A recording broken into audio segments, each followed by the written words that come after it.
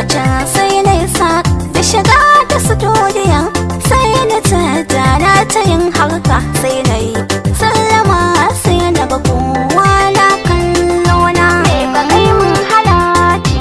yan okota masoyi gashi yau za ka tafi mai dubbar za ka koma abu nawa entertainment na gadon ƙarshe na je dama min yi bikin da sani wasan ce mi wake na ce mai ban taɓa yi ba amma sai ya ce mai inji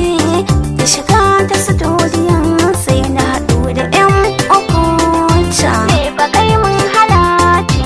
yan okota masoyi gashi yau za ka tafi mai dubbar za ka koma na fasarin da yake na yaba da hankalinsa